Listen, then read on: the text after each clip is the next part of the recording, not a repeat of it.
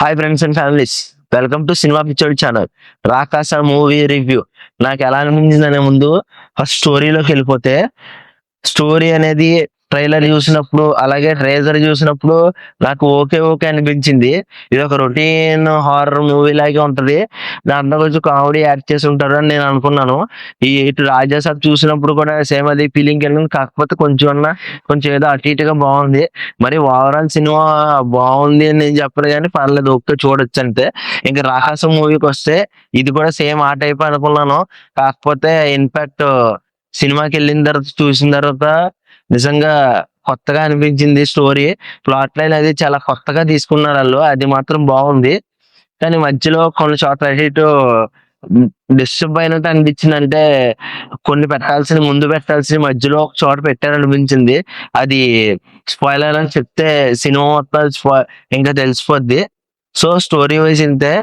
కానీ ఇంకా మనం పర్ఫార్మెన్స్ వైజ్ వస్తే సంగీత్ శోభన్ గారు చాలా బాగా యాక్ట్ చేశారు. మనం మేడం యాడ్స్ పెట్టి చూసాం కదా, అందులో ఏదైతే పర్ఫార్మెన్స్ ఉందో ఇందులో కూడా అంతే టైప్ ఆఫ్ పర్ఫార్మెన్స్ ఇచ్చారు, బాగుంది. నయన్ సారిక ఆవిడ హీరోయిన్ గారిని తీసుకున్నారు కానీ పెద్ద యూజ్ చేసుకోలేదు అనిపించింది.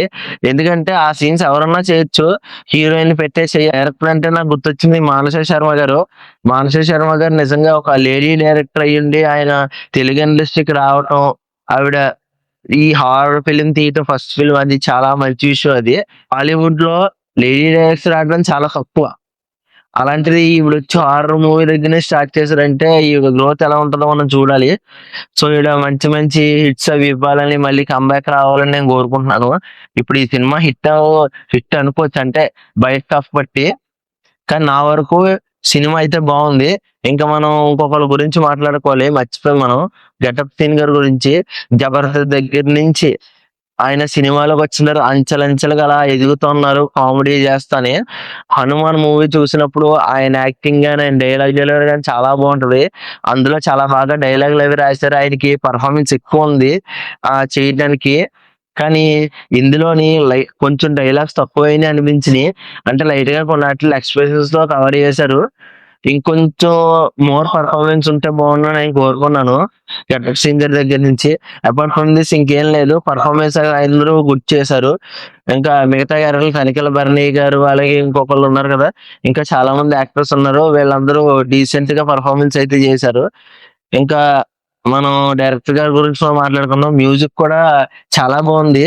కొంచెం అక్కడక్కడ మనకు తెలుస్తూ ఉంటది, అంటే వేరే మూవీస్ నుంచి రెఫరెన్స్లు తీసుకున్నారేమో, లేదంటే ఆ టైప్ ఆఫ్ మ్యూజిక్ ఏమో అనుకుంటాం.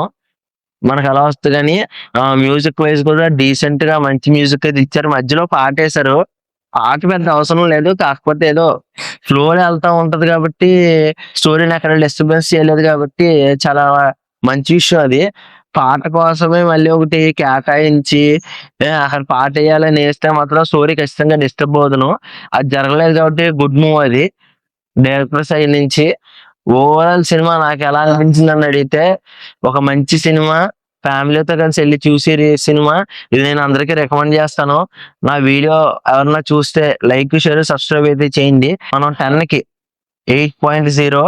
ఇంకా ఇక్కడతో వీడియో అయితే ఎండ్ చేస్తాను. మళ్ళీ మరో కొత్త వీడియోతో అయితే మళ్ళీ కలుస్తాను.